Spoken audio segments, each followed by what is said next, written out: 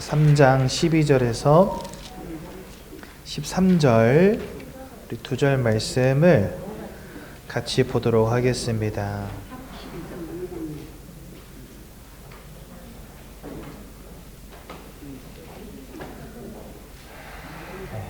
천천히 찾아보십시오. 에베소서 3장 12절에서 13절. 우리 한 목소리로 함께 읽어보도록 하겠습니다. 시작. 우리가 그 안에서 그를 믿음으로 말미암아 담대함과 확신을 가지고 하나님께 나아감을 얻느니라. 그러므로 너희에게 구하노니 너희를 위한 나의 여러 환난에 대하여 낙심하지 말라. 이는 너희의 영광이니라. 아멘. 여러분들에게 질문하고 싶은 게 하나 있습니다. 여러분들은 구원받았다라는 것을 어떻게 확신하십니까? 성령님이 말씀하십니다. 성령님이 말씀하세요? 성경의 말씀 속에서 여러분, 말씀으로 가르쳐주십니다. 네, 여러분들 지금 우리 임철호 성도님 말씀하신 게 정답이에요. 우리는 어떻게 해서 구원받았음을 알게 되냐면 하나님이 성경에 예수를 믿는 자에게 구원 주겠다고 약속하셨기 때문에 그렇습니다. 그래서 저는요, 다른 데서 확신을 얻지 않고 하나님의 말씀을 통해서 확신합니다. 저와 여러분들이 구원받았다는 사실을. 그렇죠? 그래서 하나님의 말씀을 제대로 이해하는 것은 너무너무 중요한데요. 이 하나님의 말씀 성경은요, 또 다른 말로 뭐라고 부르냐면 언약이라고 부르는데, 이 언약이라는 말의 뜻이 뭐냐면 약속이 있는 말이란 뜻입니다. 그러니까 하나님이 이 성경 속에다가 하나님의 약속들을 가득 집어 넣어 두신 거예요. 그래서 하나님의 말씀을 읽는 자, 그 말씀대로 행하는 자 복이 있다라고 말씀하시는 겁니다. 그래서 여러분들 진짜 하나님의 말씀을 읽는 것, 하나님의 언약을 배우는 것, 여기에 정말 집중하셔야 되고요. 이 언약이 여러분들의 생각의 기준이 되어야 합니다. 그래서 그 무엇보다도 하나님의 말씀이 여러분들 인생의 기준이 되셔야 돼요. 그러지 않으면 안 됩니다. 그러면 이 언약이 나의 기준이 되면 반드시 오는 게 있는데, 그게 뭐냐? 내 인생에 확신이 오게 됩니다. 제가 지난주 금요일 날 현장에서 어떤 남자분 한 분을 만나가지고 복음을 전했어요. 근데 제가 이분에게 여쭤봤어요. 기독교가 아닌 다른 종교를 믿는 분이세요. 그래서 여쭤봤어요. 구원 받으셨습니까? 이렇게 물어봤어요. 그랬더니 그분이 뭐라고 말하냐면 그런 말 하는 거 아니래요. 네. 그런 말 함부로 하면 안 된대. 네. 그래서 왜요? 이렇게 물어보니까 죽어봐야 알지. 내가 어디 싸가지 없게 내가 어디 싸가지 없게 먼저 나는 구원 받았어 못 받았어 그거 내가 정하는 거 아니다. 이렇게 이야기하시더라고요. 그래서 제가 그분에게 이렇게 말씀드렸어요. 그거는 아저씨 생각일 뿐이지 하나님은 그렇게 말씀하시지 않습니다. 이렇게 말씀을 드렸거든요. 성경은 우리에게 뭐라고 말씀하시냐? 주 예수를 믿으라. 그리하면 너와 너의 집이 구원을 받으리라. 나 보내신 이를 믿는 자, 또 내 말을 믿는 자는 영생을 얻었고 심판에 이르지 아니하나니 사망에서 생명으로 옮겼느니라. 천하 사람 중에 구원 얻을 만한 다른 이름을 우리에게 주신 일이 없다. 하나님은요 그렇게 말씀하신다니까요. 흑암의 권세에서 너희를 건져내사 사랑하는 아들의 나라로 옮기셨느니라. 아들 안에 있는 생명의 성령의 법이 죄와 사망의 법에서 너희를 해방하였느니라. 하나님은 그렇게 말씀하십니다. 그래서요, 하나님의 말씀과 언약이 나의 기준이 될 때에만 비로소 우리가 확신할 수 있어요. 확신 가운데 거할 때야 비로소 기쁨이라는 게 오게 되고요. 이 땅에 없는 평안이라는 게 오게 되고요. 그러다 보니 하루하루가 복음 안에서 만족하게 됩니다. 그렇죠? 그래서요, 신앙생활은 전적으로 하나님의 언약이 기준되어지는 신앙생활을 하셔야 되는 겁니다. 하나님은 성경을 통해서 우리에게 뭐라고 말씀하시는가? 여러분, 그것들을 우리가 잘 배우려면 어떻게 해야 될까요? 네. 그래서 예배의 축복을 놓치면 안 되는 겁니다. 많은 사람들은 예배 왜 가는지 아십니까? 저는 옛날에 예배 왜 다녔는지 아세요? 한 번은요, 고등학교 때 친구들하고 약속을 한 거예요. 야, 우리 여름이니까 더우니까 동해바다 놀러 가자. 그래가지고 친구들하고 동해바다를 놀러 갔는데, 언제 놀러 갔냐면 고등학교 때는 저 학교 다닐 때는 토요일까지도 학교 갔으니까, 그래가지고 이 친구들하고 주일날 여행 가기로 한 거예요. 그래가지고 그날은 나 오늘은 예배 안 가, 땡땡이 칠 거야 이러고선 친구들을 만나가지고 터미널에서 버스 타고 이제 강원도로 날른 겁니다. 근데 여러분, 되게 웃긴 게 뭔지 아세요? 버스가 가다가 도로가 좀 상태가 안 좋은 데를 지났나 봐요. 그런데 지나다 보면 버스가 덜컹하잖아요. 근데 차가 덜컹할 때마다 제가 어떤 마음이 드냐면, 야, 이 예배를 안 갔더니 이러다 이 차 뒤집어지는 거 아니야? 막 이러면서 엄청 무서운 거예요. 강원도 도착하는 내내. 가서는 또 신나게 놀았거든요. 또 돌아오는 내내 너무 무서운 거예요. 차 뒤집어지면 어떡하지? 나 이러다가 죽는 거 아니야? 그런데 주일날 예배 땡땡이 치다가 죽으면 천국 가나? 막 이런 생각하면서 왔다 간 거예요. 그러니까 저에게 있어서 예배란 뭐였냐? 그냥 이거 잘 지키면 하나님이 축복하시고, 저거 땡땡이 치면 하나님이 저주하시고, 예배 잘 드리면 하나님이 구원 주시고, 예배 안 드리면 하나님이 지옥 보내고, 이렇게 늘 생각했던 거예요. 그런데 성경은 우리에게 그렇게 가르치시지 않는다는 거. 많은 사람들이 신앙생활을 하나님의 언약과 말씀 기준으로 하는 게 아니라 자기의 생각, 그렇죠? 그리고 자기의 경험, 이것을 가지고 신앙생활을 합니다. 그래서요, 심지어 세상에는 뭐라고 말하는 사람들이 많냐면요, 하나님이 세상을 사랑하시기 때문에 모든 사람을 다 구원하신다라고 말하는 사람도 있어요. 여러분 보세요. 디모데 전서라는 성경 2장 4절에 보면 여기 뭐라고 써 있냐면, 하나님은 모든 사람이 구원을 얻으며 진리를 아는 데 이르기를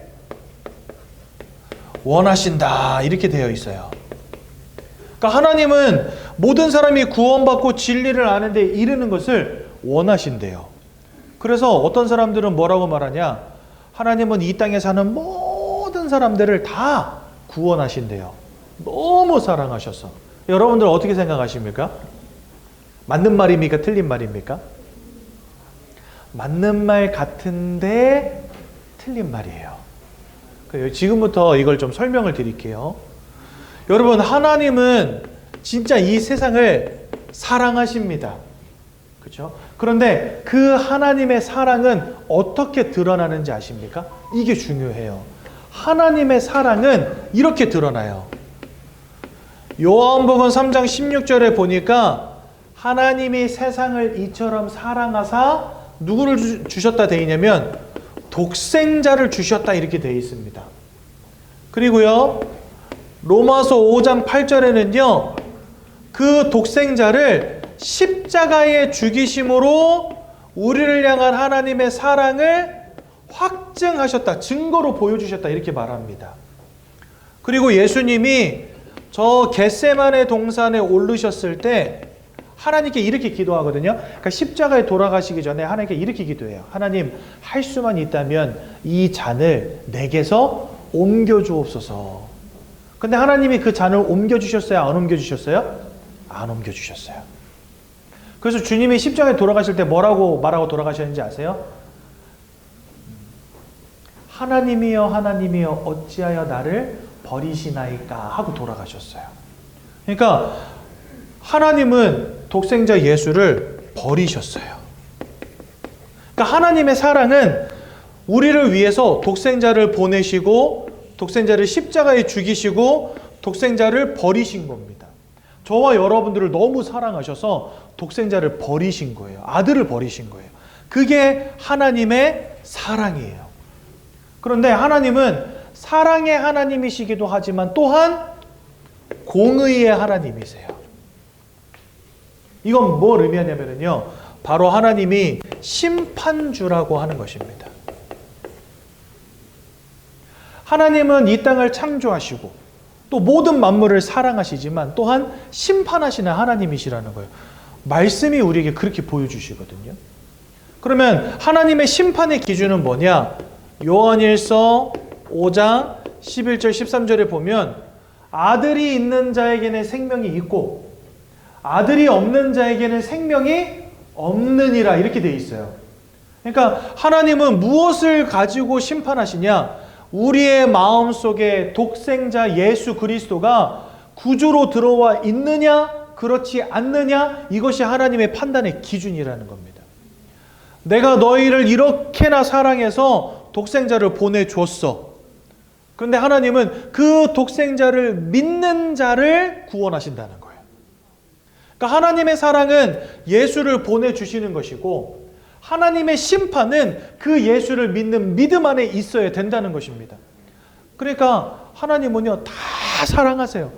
아니, 여기 있는 이 말도요, 모든 사람들을 다 구원하신다는 말이 아니에요. 예를 들어서 제가 여기에서 여기 계신 여러분들에게 여러분들 120세까지 건강하게 오래 살기를 저는 원합니다, 이렇게 말했다 칩시다.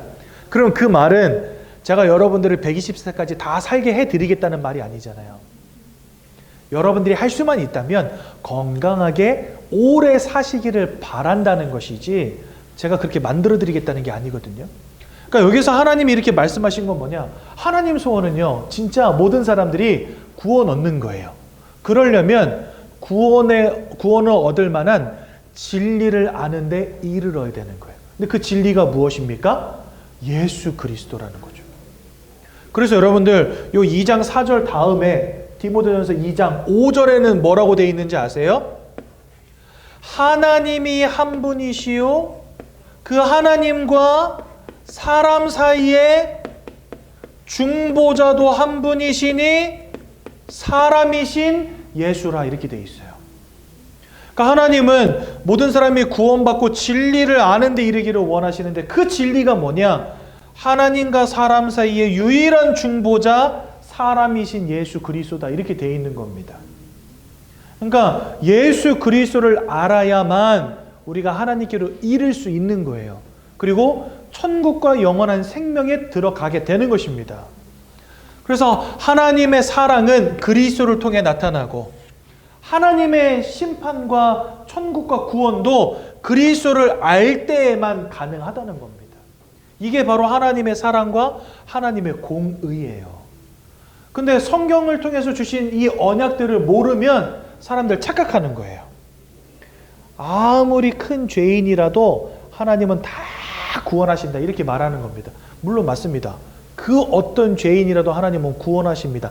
만약에 그 사람이 그리스도를 믿는 믿음 안에 있다면, 이게 붙는 거예요, 이 조건부. 그래서 여러분들 하나님의 언약과 말씀이 우리의 기준 되어야지, 그러지 않으면요 지 멋대로 떠들고 다니는 겁니다. 제가 얼마 전에 유튜브에서 한 영상을 봤는데 거기서 어떤 목사님이 연세대학교 교수인데 목사님이 나와서 이렇게 얘기를 했어요. 뭐라고 말했냐? 예수님을 몰라도 이순신 장군처럼 훌륭한 사람들은 자기는 구원 받았을 거라고 생각한다는 거예요. 골 때리는 거죠. 저는요 그런 사람들 목사 아니라고 생각합니다. 왜? 성경을 가르치지 않으니까. 자기 생각을 말하고 있는 것이지 성경을 가르치는 건 아니거든요. 또 거기까지만 하면 그래 그나마 뭐 그럴 수 있지, 이렇게 생각할 수 있어요. 근데 그 다음 말은 뭐냐? 예수를 믿는 사람이라 할지라도 진짜 예수를 진정으로 믿고 마음에 영접했다 쳐요. 그런데도 불구하고 그 삶이 개차반이다. 그러면 구원받지 못한다라고 말합니다. 여러분들은 어떻게 생각하십니까? 그렇게 말하는 데는요, 두 가지 이유가 있어요. 첫 번째는요, 구원받지 못한 상태가 뭔지를 모르는 거예요. 왜 우리에게 예수를 믿고 예수를 내 인생의 구주로 영접해야 되냐, 이 사실을 모르고 있는 거예요. 네. 그리고 두 번째는 이걸 모르는 겁니다. 하나님은 누구든 다 구원하길 원하시지만 공의의 하나님이시기 때문에 하나님이 정하신 기준을 벗어나서는 구원받을 수 없는 거예요. 그게 뭐냐? 아들이 있는 자에게는 생명이 있고 아들이 없는 자에게는 생명이 없느니라. 이게 하나님의 기준이라는 겁니다. 또한 사도행전 4장 12절에 천하 사람 중에 구원 얻을 만한 다른 이름을 우리에게 주신 일이 없다. 그러니까 예수 외에는 길이 없는 겁니다. 요한복음 14장 6절에 내가 곧 길이요 진리요 생명이니 나로 말미암지 않고는 아버지께로 올 자가 없다. 그러니까 예수 그리스도가 아니고서는 구원에 이룰 수 없는 것입니다. 그게 바로 하나님이 정해놓으신 기준이라는 거예요. 그래서 신앙생활을 할 때 하나님의 언약이 기준되어 있지 않으면 절대로 정상적이고 건강한 신앙생활을 할 수가 없는 겁니다. 근데 많은 사람들이요, 요즘에 자기의 생각, 이성, 합리적인 판단, 이걸로 신앙생활을 해요. 그래가지고 아까 제가 그 목사님 이야기 했잖아요. 예수를 몰라도 훌륭한 사람들 구원받을 수 있다라고 말한 목사님 있잖아요. 그 목사님 영상 밑에 댓글이요, 가관이에요, 가관. 뭐라 돼 있냐? 목사님 감사합니다. 생명의 말씀을 주셔서 감사합니다. 그거는요, 생명의 말씀이 아니고 지 생각이라니까요. 생명의 말씀은 뭡니까? 이거예요, 이거.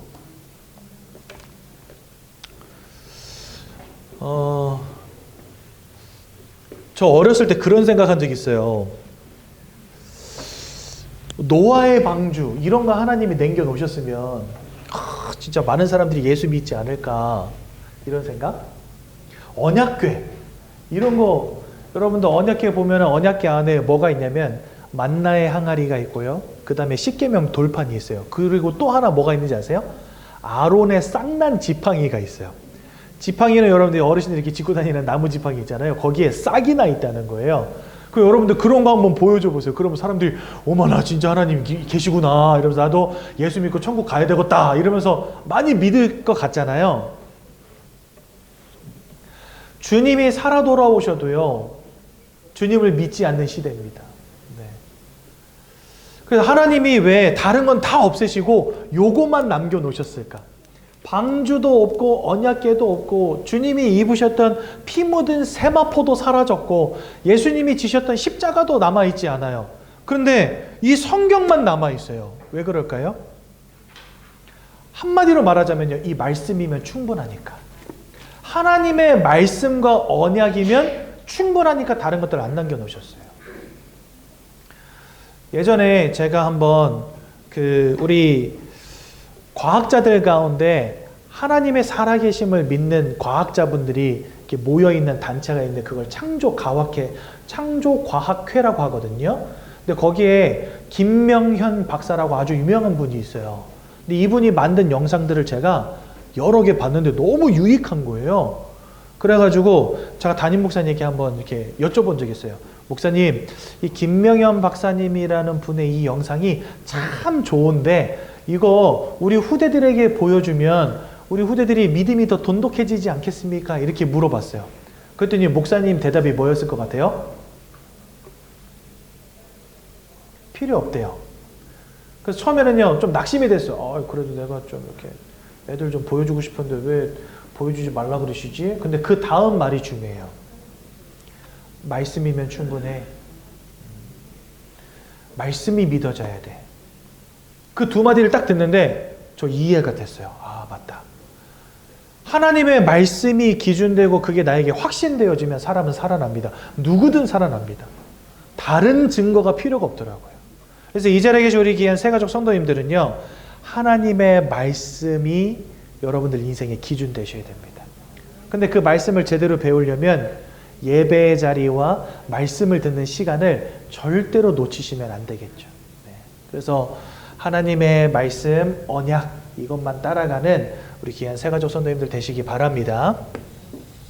근데 아까 제가 그 말씀 드렸잖아요. 사람들이 모든 사람이 다 구원받는다라고 착각하는 이유가 예수를 몰라도 구원받을 수 있다라고 착각하는 이유가 구원받지 못한 자의 상태를 모르기 때문이다라고 제가 말씀드렸잖아요. 그러니까 이게 쉽게 말하면 어떤 거냐면요. 나는 암에 걸려 있는데 감기약만 먹어도 암에서 날 수 있어 라고 지금 착각하고 있는 거예요, 세상은요. 근데 진짜 내 질병이 치유받으려면 내 몸 상태가 어떤지, 지금 나에게 와 있는 진짜 질병이 뭔지를 가서 정확히 진단받는 게 중요하잖아요.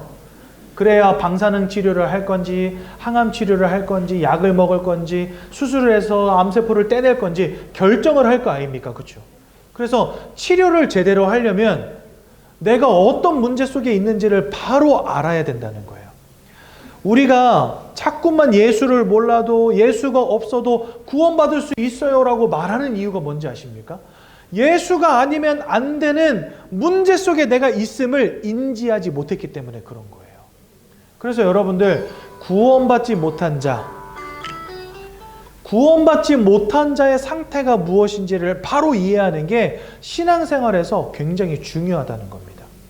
그러려면은요, 성경을 통해 하나님은 누구시고 사람은 누구고 우리가 어떤 영적 문제 가운데 지금 빠져 있게 됐는지를 이해하는 게 굉장히 중요하겠죠. 자, 시간이 없으니까 빨리 가겠습니다. 성경은 하나님께서 사람을 창조했다 말씀하세요. 그래서 창세기 1장 27절에 보니까 하나님의 형상을 따라서 우리를 영적 존재로 지으셨다라고 말씀하십니다. 개, 강아지, 고양이, 동물들은 절대로 어디 가서 예배하고 기도하고 찬양하고 불공 드리고 미사 드리는 법이 없어요. 근데 사람은요, 기도도 하고 예배도 드리고 불공도 드리고 미사도 드리고 굿도 하고 점도 치고 고사도 지내고 제사도 지내고 베레벨 짓을 다 합니다. 왜 그런지 아십니까? 사람은 동물과 다르게 영적 존재이기 때문에 그렇습니다. 그렇다면 왜 사람이 영적 존재가 되었을까요? 그 이유가 무엇일까요? 하나님이 사람을 영적 존재로 지으신 이유는 하나님이 영이시기 때문에 그렇습니다. 그러니까 우리를 창조하셨을 때 하나님은 우리로 하여금 하나님을 예배하고 찬양하는 존재로 우리를 지으셨다고 성경 말씀하시거든요. 그런데 영이시기 때문에 우리는 하나님을 볼 수도 없고 만질 수도 없어요. 볼 수도 없고 만질 수도 없는 그 하나님을 우리가 알려면 영이신 하나님을 이해할 수 있는 영적 존재여야만 하는 거예요. 그래서 처음부터 저와 여러분들을 영적 존재로 지으신 겁니다. 하나님을 알고 하나님과 함께하며 하나님을 찬송하고 하나님께 예배하는 존재로 우리를 처음부터 만드신 겁니다. 그런데 요한 3서 1장 2절에서 3절에 보니까 사랑하는 자여 너의 영혼이 잘됨과 같이 네가 범사에 잘되고 강건하길 내가 원한다 이래 되어 있습니다. 즉 우리 인생의 참된 축복은 영혼이 잘되는 것에서부터 시작된다는 거예요. 그러니까 원래 하나님은 사람을 영적 존재로 지으셔서 하나님과 함께하는 가운데 그 속에서 인생의 모든 축복을 누리도록 우리를 창조하셨다는 겁니다. 처음부터. 그런데 안타깝게도 성경에는 이 모든 축복들을 잃어버리는 아주 심각한 영적 문제가 발생하고 맙니다. 그게 바로 창세기 3장 1절에서 6절에 나와 있는 말씀이에요. 여기 보니까 하나님이 지으신 사람 아담과 하와가 하나님의 말씀을 불신앙하고 불순종하는 원죄를 지었다 말씀하세요. 그래서 로마서 3장 10절에 보면 이 땅에 의인은 없나니 하나도 없다 이렇게 되어 있어요. 즉 모든 사람이 다 죄인이 되었다는 겁니다. 특히나 로마서 5장 12절에 보니까 한 사람 아담의 범죄로 말미암아 죄와 사망이 이 땅 가운데 이르게 됐다라고 말씀하십니다. 그러니까 모든 사람이 지금 죄와 사망의 문제 가운데 걸려 있는 거예요. 근데 이것 때문에 우리가 하나님과 단절되게 되었다고 성경은 또한 가르치십니다. 그래서 로마서 3장 23절에 모든 사람이 죄를 범하였음에 하나님의 영광으로부터 멀어지게 됐다 이렇게 되어 있습니다. 그러니까 죄 때문에 하나님과 함께 되는 영적 존재인 사람이 하나님을 잃어버리는 문제 가운데 빠진 거예요. 근데 성경은요 거기에서 한 단계 더 나갑니다. 요한일서 3장 8절에 보니까 죄를 짓는 자마다 마귀에게 속하여 있다 이렇게 말씀하세요. 그러니까 이 세 가지를 종합해 보자면요, 모든 사람이 죄를 범하였고 그 죄 때문에 하나님을 잃어버렸고 하나님을 잃어버린 순간부터 사단에게 매여버리게 되었다라고 성경 우리에게 가르치신다는 겁니다. 그러니까 영적 존재이기 때문에 우리는 하나님과 함께하는 축복을 누려야 되는데 하나님과 함께하는 축복도 잃어버리고 이 사단 마귀에게 매여버리는 영적 문제 가운데 지금까지 저와 여러분들이 빠져 있었다라고 성경은 우리에게 말씀하신다는 거예요. 그럼 여러분들 이 영적인 매임이 우리에게 왜 중요한 문제냐? 지금부터 그걸 좀 설명을 드리겠습니다. 여러분 사람은 마음을 가졌고 육신을 가졌어요. 근데 마음이 병들어 버리면 육신이 병듭니다. 마음이 시름시름 앓잖아요. 그럼요 몸도 아파요. 여러분들 고민거리가 세게 오면은 밤에 잠도 못 주무시지, 입맛도 없지. 그래서 저희 할머니는 자주 하셨던 말이 뭐냐면 밥을 드시면서도 야 돌을 씹는 것 같아 이런 말 자주 하시거든요. 그러면서 한 공기를 다 드세요. 돌을 씹는 것 같아 하시면서도 한 공기는 무조건 다 드세요. 예, 먹는 걸 워낙 즐기시는 분이라. 아우 입맛이 없어, 애미야 물 좀 한 사발 가져와 봐라. 밥 한 공기를 다 말아가지고 그 자리에서 호로록 드시면서 아우 돌 씹는 것 같아 이러면서 그러면서 아우 돌 씹는 것 같아 그래서 반찬 이렇게 넣어가지고 아유 뭐 맛있는 것도 없고 아유 저것도 맛이 없고 다 드셔. 근데 먹는 걸 워낙 좋아하시니까. 그러니까 사람이 마음이 무너지잖아요. 입맛도 없어, 잠도 안 와, 몸에 힘도 다 빠져가지고 아무것도 하기 싫어져요. 무기력해지고, 그렇죠? 정말 막 만사가 귀찮아져요 사람이요. 그 왜 그런지 아십니까? 마음과 육신이 하나이기 때문에 어느 한쪽이 무너지면은요 다른 한쪽도 영향을 받아요. 여러분들 내가 육신에 진짜 심각한 문제가 왔다 그러면은요 힘이 납니까? 마음에 힘이 나겠습니까? 절대 안 나요. 이전까지 막 살기 위해서 몸부림치면서 붙잡고 왔던 모든 거 다 내려놓게 돼요. 일도 귀찮아, 자식도 필요 없어, 아내도 필요 없어, 남편도 필요 없어, 에이씨 이러면서 부어라 마셔라 할 수밖에 없어요. 인생이 무너지기 시작하면은요 마음도 무너진다니까요. 그 왜 그런지 아십니까? 하나예요. 마음과 몸이 하나예요. 분리가 안 돼요 여러분들. 근데 사람은 거기에다 더하여서 영혼이라는 걸 갖고 있단 말이에요. 똑같습니다. 마음이 무너지면 육신이 무너지고 육신이 무너지면 마음이 무너진 것처럼 이 영혼의 무너짐이 여러분들의 마음과 여러분들의 육신에도 지대한 영향을 줄까요? 안 줄까요? 줍니다. 사람은 그런 존재라는 거예요. 그래서 여러분들이 영적 존재라는 것을 깨닫는 게 중요하고 영적 존재인 우리에게 하나님과 함께하는 것이 왜 축복인지를 아는 것이 중요하고 그리고 내 인생의 모든 문제들이 하나님을 잃어버린 것에서부터 시작되었다는 것을 깨닫는 게 중요하다는 겁니다. 문제가 바로 보여야 예수를 믿어야 될 이유도 바로 보이는 거예요. 근데 이 문제가 바로 안 보이니까 뭐라 그러는 거예요? 예수 없어도 천국 갈 수 있다는 거예요. 그래서 많은 사람들이 착하게 살아야 구원받고 선행을 쌓아야 천국 가는 것이지 뭔 예수 믿으면 천국 가나 이렇게 말하거든요. 그게 무슨 말이냐? 나는 지금 심각한 질병의 문제가 왔는데 그냥 감기약 하나 먹으면 날 수 있다라고 말하는 거랑 똑같은 거예요. 그래서 여러분들 잘 아셔야 됩니다. 우리는 영혼을 가진 존재이기 때문에 영적인 무너짐 속에서 마음과 육신도 무너진다는 사실. 바꿔 말하면 하나님이 주시는 영적인 축복과 영적인 충만함 속으로 들어가면 어떻게 되겠습니까? 마음이 평안함과 기쁨을 누리고요. 육신이 강건함과 힘을 얻는 거예요. 그래서 저는요, 일평생을 살면서 하나님이 육신적으로 좋은 응답을 주신 일이 단 한 번은 없어요. 저희 아버지는요, 예수 믿고 사업이 쫄딱 망했어요. 근데 희한하죠? 예수를 믿으면 믿을수록, 예배를 드리면 드릴수록 돈과 성공과 실패와 무너짐과 상관이 없이 하나님이 내 마음을 채우시는 기쁨과 평안함이 있더라니까요. 이게 왜 가능한지 아십니까? 영적인 풍성함이 내 환경과 상관이 없이 내 마음을 소생시키시고, 영적인 풍성함이 내 환경과 내 상황과 상관이 없이 내 삶에 활력을 불어넣는다는 거예요. 사람은 그런 존재라는 겁니다. 그래서 영적인 축복 가운데로 들어가는 게 중요한 것입니다. 우리가 영적 존재가 아니라면 그런 거 누릴 필요 없어요.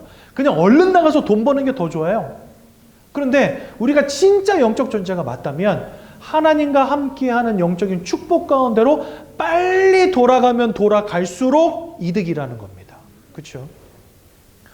근데 이 영적인 문제 때문에 우리는 완전히 마귀에게 사로잡힌 존재가 되었다라고 말씀하십니다.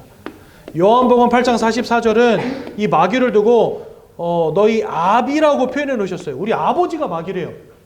여러분들의 아버지 어머니가 마귀라는 게 아니고 우리의 영적인 소속 자체가 바뀌었다는 것입니다.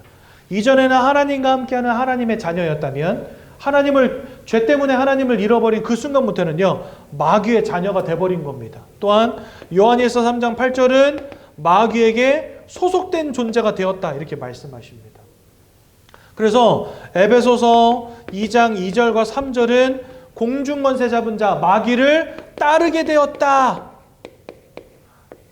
마귀를 따르는 존재가 되었다 이렇게 되어 있고요. 그래서 본질상 진노의 자녀가 되었다 이렇게 되어 있습니다.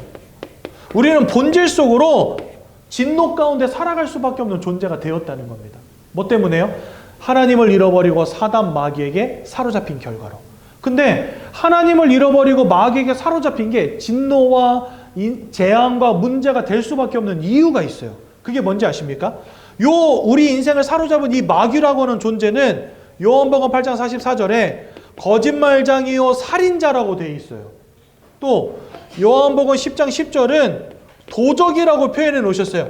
그러니까 여러분들의 인생을요, 다 도적질해 가는 자입니다. 행복도 빼앗아가, 기쁨도 빼앗아가, 만족도 빼앗아가, 건강도 빼앗아가, 물질도 빼앗아가, 다 빼앗아가는 자가 바로 이 사단 마귀라는 겁니다. 또한 계시록 12장 9절은 우리를 천하를 꿰고 천하를 잿더미 가운데로 끌고 가는 자다 이렇게 설명해 놓으셨어요. 그러니까 인생을 무너뜨리려고 하는 자가 바로 사단이라는 겁니다. 그러니까 이 사단에게 우리가 영적으로 지금 사로잡혀 있는 겁니다. 그러니 여러분들, 하나님을 알지 못하고 예수를 만나지 못하면 이와 같은 영적인 문제로 인하여서 여러분들의 마음이 우울해지고 무너지고 근심 속에, 걱정 속에, 두려움 속에 살아갈 수밖에 없게 되는 것입니다. 이 땅이 아무리 과학이 발전하고 기술이 발전해도요, 인생의 개인의 마음과 생각의 문제 해결이 안 되고 있어요. 여러분, 요즘은 어떤 시대인지 아십니까? 우주선을 타고 다른 별에다가 이제는요, 도시를 건설하려고 사람들이요, 도시 건설 계획을 갖고 있어요. 여러분, 지금 지구에서도 예를 들어서 우리 지금 안산에서 가장 핫한 데가 어디죠? 안산에서 가장 핫한 데? 안산 옆에서 가장 핫한 데가 화성이잖아요. 화성이 요즘 막 땅값 엄청 오르고 화상, 남양 이쪽으로 사람들 엄청 몰리고 있거든요. 근데 거기가 안산도 한 15년 전, 20년 전만 해도 막 다 뻘이었고 허허벌판이었는데 지금은요 엄청 큰 도시가 됐잖아요.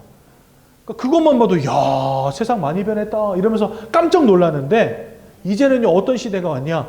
다른 별에 가서 다른 행성에 가서 거기다가 도시를 세우려고 사람들이 계획하는 시대가 됐다니까요. 우주선을 타고 화성에 가서 새로운 도시를 건설하고 새로운 나라를 건설하는 시대가 와도요, 사람들의 마음과 생각의 문제는 해결되지 않을 겁니다. 왠지 아십니까? 사람은 영적 존재거든요. 지금 돈과 성공이 중요한 게 아니라는 거예요. 우리에게 있어서, 영적인 존재인 우리에게 있어서 하나님을 만나는 것보다 더 시급한 문제는 없는데, 세상 사람들은 우리가 영적 존재라는 사실조차도 알지 못하기 때문에 그저 돈 따라가고 성공 따라가며 살아가고 있는 겁니다. 그러니 이 영적인 무너짐 속에서 마음이요 막 우울해지고 조울증에 걸리고 약을 먹지 않으면 안 되는 인생, 막 밤마다 악몽을 꾸고 환청과 환상에 시달리고 귀신을 보기도 하고 그 인생이 정신과 마음이 다 무너져가지고 아무것도 할 수 없는 그런 인생으로 전락하기도 하고, 그러니 여러분 그 삶이 어떻게 되겠습니까? 만족이 있겠습니까? 정착하지를 못하고 늘 방황하는 인생 되는 겁니다. 방탕한 인생 되는 겁니다. 술을 마시지 않으면 안 되는 인생, 마약을 하지 않으면 안 되는 인생, 무엇인가에 집착하고 무엇인가에 중독되어지고 삶이요 자꾸만 무너지는 거예요. 최선을 다하고 열심을 다하고 노력을 다하지만 안 되어지는 문제 가운데 자꾸 빠지는 겁니다. 원치 않는 질병의 문제, 원치 않는 실패의 문제, 원치 않는 무너짐의 문제. 여러분 불행하게 살고 싶은 사람이 이 땅에 단 한 명도 없어요. 근데 내가 원하는 행복은 오지 않아. 내가 원치 않는 불행이 지속되는 거예요. 사단에게 사로잡힌 인생, 사단의 역사 가운데 살아가는 인생, 도적 같은 놈에게 사로잡힌 인생. 그러니 마음도 삶도 무너지는 겁니다. 그러니까 사람들이요 열심히 답을 찾는데 문제가 뭔지 모르니까 오답을 찾을 수밖에 없는 거예요. 내가 좀 더 열심히 살아야 되겠다. 내가 조금 더 일찍 일어나야 되겠다. 시편 127편에 보면 이런 말이 있습니다. 너희가 아침에 일찍 일어나고 저녁에 늦게 누우며 수고의 떡을 먹을지라도 그 모든 것들이 다 헛되다. 하나님께서 너희를 지키시지 않으신다면, 하나님께서 너희의 집을 건축하지 않으신다면 눈을 부릅뜨고 지키는 자의 수고가 헛되고 열심히 건설하는 자들의 그 노고가 헛되다 이렇게 말씀하십니다. 그러니까 하나님이 우리 인생에 함께 하시지 않으면요 아무리 노력하고 아무리 힘을 내고 아무리 최선을 다해도 그거 다 소용없다는 거예요. 왜요? 사람은 영적 존재이기 때문에. 시편 127편 1절에서 5절까지 말씀입니다. 그러니 답을 찾는데 자꾸 오답을 찾을 수밖에 없고, 더 심각한 건 뭔지 아십니까? 사람은 영적 존재이기 때문에 영적으로도 오답을 찾아가요. 우리는 하나님을 예배하는 자들인데 하나님을 예배해야 된다는 걸 깨닫지를 못하니까 영적인 오답을 찾아가는데 그게 뭔지 아십니까? 무당 찾아가서 굿도 하고 제사상도 차리고 돼지머리 삶아 놓고 고사도 지내고 부적도 붙이고 뭔가 이상한 미신, 우상, 잡신을 막 따라가는 겁니다. 그런데 고린도전서 10장 20절에 보니까 대저 이방인이 하는 제사는 귀신과 교제하는 것이니라 이렇게 되어 있어요. 그러니까 하나님을 떠난 채 뭔가 영적인 것들을 찾아가지만 하나님을 찾아가지 못하고 영적인 헛된 것들을 따라가는데 그 모든 것들이 다 귀신의 역사다 이렇게 되어 있습니다. 그러니까 사단의 역사로 말미암아 우리는 이미 멸망당하고 있는데 거기다 더하여서 이 악령의 역사까지 계속 더해지는 거예요.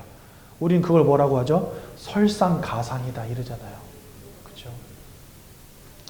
그러니 여러분 인생이 답이 없는 겁니다. 더 큰 문제는 히브리서 9장 27절 사람이 한 번 죽는 것은 정하신 것이요 그 이후에는 심판이 있다. 아까도 제가 말씀드렸죠. 하나님은 공의의 하나님이시라고요. 그러니까 하나님의 절대적인 기준은 아들이 있는 자는 생명, 아들이 없는 자는 생명이 없느니라. 즉 예수를 아는 자와 예수를 알지 못하는 자로 하나님 심판하신다는 거예요. 근데 마태복음 25장 41절은요 뭐라고 돼 있냐? 지옥은 마귀와 그의 사자들을 가두기 위한 곳이다 이렇게 돼 있어요. 그러니까 하나님이 지옥을 만드신 이유는 뭐냐? 가장 먼저로는 사탄이 들어가는 겁니다. 하나님을 대적했기 때문에 사탄이 들어가는 거예요. 그 다음에는 그를 따르는 사자들이 들어가게 된다 이렇게 돼 있습니다. 그 사자들이 계시록 20장에 가면 잘 나와 있어요. 10절에 뭐라 돼 있냐? 거짓 선지자들, 짐승의 표를 가진 자들. 이거 사단의 사자들이라 돼 있습니다. 또 14절에는 사망의 권세, 음부의 권세, 이거 사단에게 속해 있는 권세도 불못에 던지고 내리 되어 있습니다.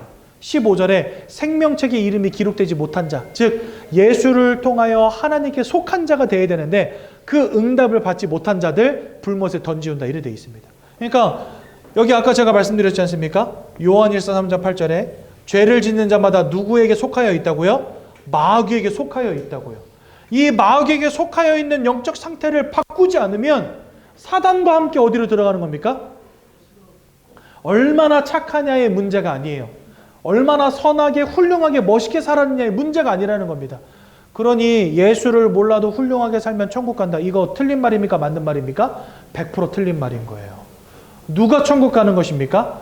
하나님이 아버지가 된 자들이 가는 거예요. 그래서 성경은요, 하나님이 우리에게 양자의 영을 부어주신다 이래 되어 있습니다. 왜 양자의 영을 부어주신다 그랬을까요? 우리가 태어나는 그 순간부터 누구의 자녀가 되었다고요? 마귀의 자녀. 마귀의 자녀인 우리가 하나님의 자녀가 되는 방법은 하나밖에 없어요. 그분이 우리를 양자로 맞아 들이시는 것 외에는 방법이 없는 거예요. 그래서 저와 여러분들에게 양자의 영을 부어주신다 이래 되어 있습니다. 그러니까 우리에게 양자의 영을 부어주셔서 우리를 하나님의 호적으로 입적시키시겠다는 거예요. 하나님의 소속으로 바꿔주신다는 거예요. 하나님께 소속되어진 자들에게만 허락된 곳이 천국이라는 겁니다. 그러니까 여러분들 착한 사람은 천국 가고 못된 놈은 지옥 가고 이거는요 그냥 사람들이 하기 좋은 말일 뿐이지 성경 말씀과는 전혀 맞지 않다는 겁니다. 그러니 영적 존재인 우리가 하나님을 잃어버린 결과로 이와 같은 인생의 아주 중대한 문제에 놓이게 된 것입니다. 이렇게 문제를 이해해야 비로소 예수님이 누구신가가 보이기 시작하는 거예요. 저는 옛날에 그냥 예수를 어떻게 믿었냐? 그냥 교회 열심히 다니고 예수 믿으면 그냥 천국 간다 이렇게 믿었어요. 근데 겨우 예수님은 그런 분이 아니십니다. 예수님이 이 땅에 오셔서 세 가지 아주 중요한 일을 하십니다. 첫 번째, 로마서 8장 1절에서 2절에 보니까 예수 안에 있는 자는 정죄함이 없다. 이제 죄인이 아니라고 말씀하십니다. 왜냐? 예수 안에 있는 생명의 성령의 법이 죄와 사망의 법으로부터 저와 여러분들을 완전히 해방하셨기 때문이다. 그래서 예수님은 우리의 모든 죄악의 문제를 끝내신 대제사장이 되십니다. 또한 두 번째로 요한복음 14장 6절에 보니까 내가 곧 길이요 진리요 생명이니 나로 말미암지 않고는 아버지께로 올 자가 없느니라. 다 하나님 떠나 있는데 오직 길 되시고 진리 되시고 생명 되신 예수를 통해서만 우리가 하나님께로 나올 수 있다 말씀하십니다. 그래서 예수님은 하나님을 만나는 참 유일한 선지자가 되시는 것입니다. 또한 세 번째로 요한일서 3장 8절은 죄를 짓는 자마다 마귀에게 속했다 말씀하세요. 그런데 요 뒷절에 뭐라 되어 있냐? 하지만 아들이 나타나신 것은 이 마귀가 하는 모든 일을 멸하기 위함이니라. 그래서 예수님은 사단의 권세를 꺾으신 참 왕으로 이 땅에 오신 것입니다. 제사장으로 선지자로 왕으로 이 땅에 오셔서 예수님 십자가를 지시고 거기에서 우리를 위해서 모든 보혈을 흘리시고 우리를 위해서 생명을 내어주시고 돌아가신 지 사흘 만에 부활하사 사망을 이기신 것입니다. 우리는 이 예수님을 누구라고 부르냐? 그리스도라고 부르는 거예요. 그리스도. 그래서 여러분들 교회 안 다닌 분들도 예수 그리스도라는 단어는 다 들어보셨을 거예요. 근데 이 그리스도라는 말의 의미가 뭐냐? 제사장, 선지자, 왕으로 오셔서 죄악의 문제, 하나님 떠난 문제, 사단의 권세를 꺾으셨음을 의미하는 것입니다. 그래서 우리 인생에 이러한 문제가 올 수밖에 없었던 이 근본적 영적인 문제를, 그래서 본질상 진노의 자녀로 살아갈 수밖에 없었던 우리를 완전히 이 근본 문제로부터 해방하셔서 하나님의 자녀, 영원한 생명 가운데로 들어가게 하신 것입니다. 우리는 그걸 뭐라고 하냐? 구원이다라고 말하는 거예요. 그러니 여러분, 천하 사람 중에 구원 얻을 만한 다른 이름이 예수 외에는 없는 겁니다. 그렇죠? 예수 그리스도가 여러분들 인생의 주인 되어지는 놀라운 축복을 지금 이 시간 받으셔야 되겠습니다. 그때 여러분들에게 영원한 천국과 영원한 생명이 선물로 주어지는 거예요. 그래서 에베소서 2장 8절에 이렇게 되어 있어요.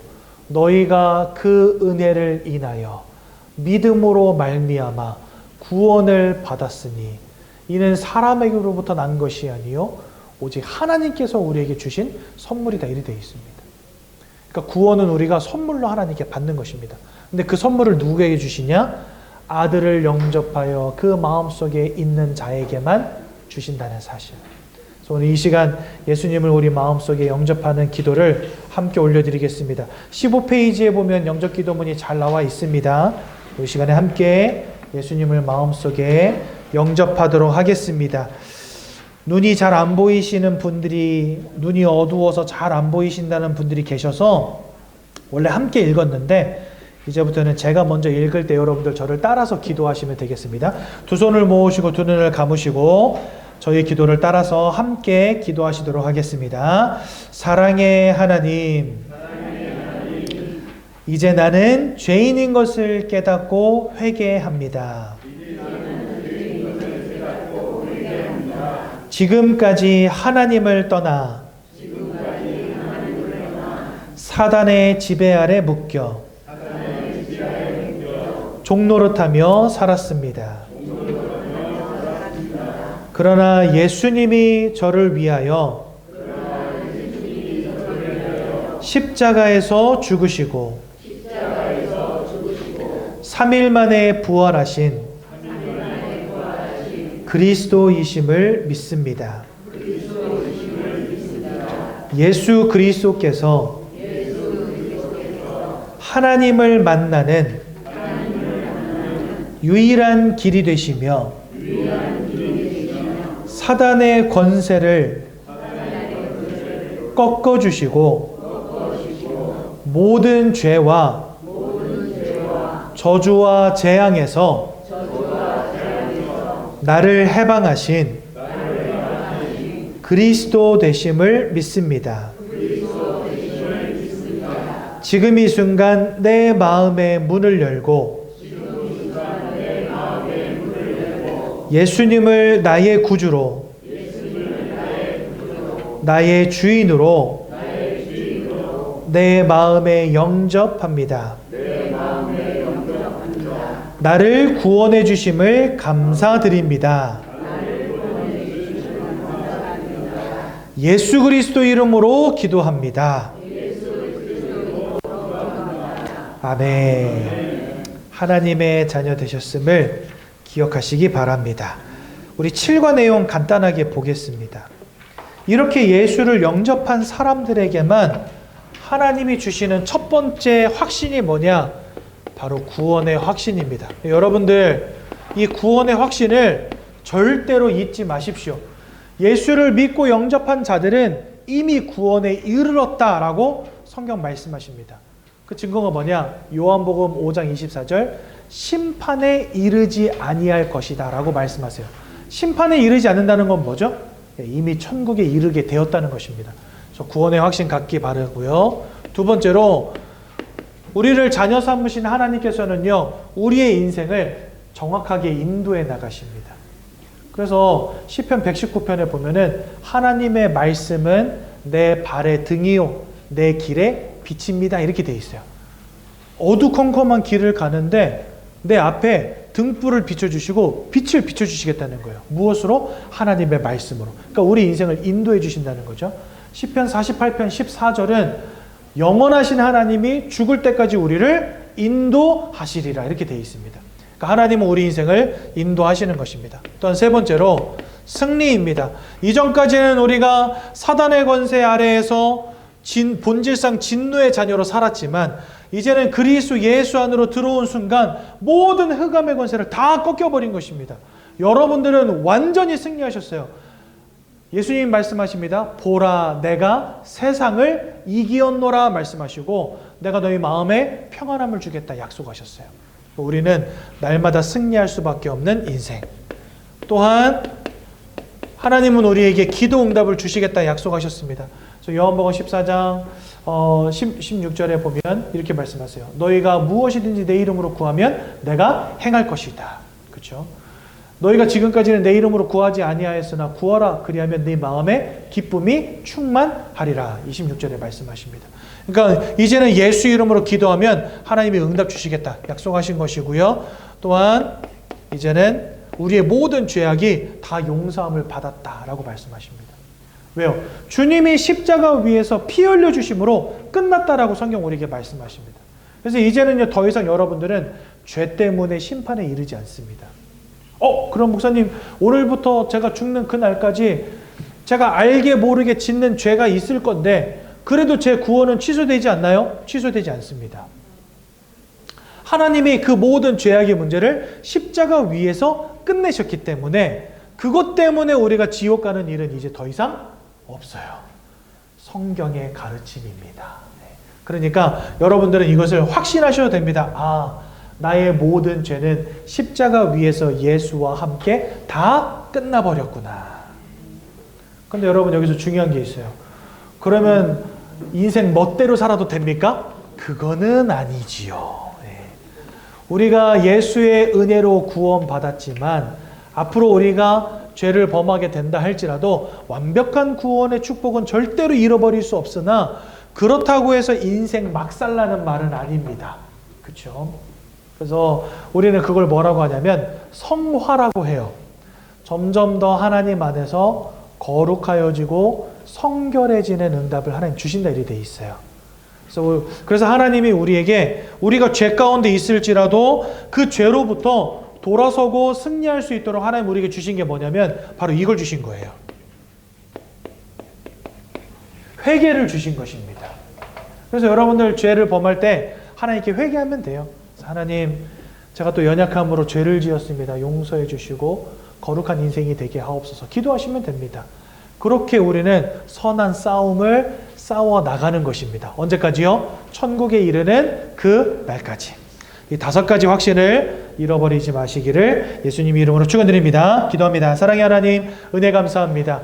우리 새가족 귀한 성도님들의 인생을 축복하여 주시고 언약이 기준된 신앙생활 되게 하시며 이제는 그리스도 예수로 통하여 나에게 주신 구원을 확신하게 하시며 일평생 흔들림이 없는 견고한 믿음의 사람들 되도록 역사해 주옵소서. 예수님 이름으로 기도했습니다. 아멘.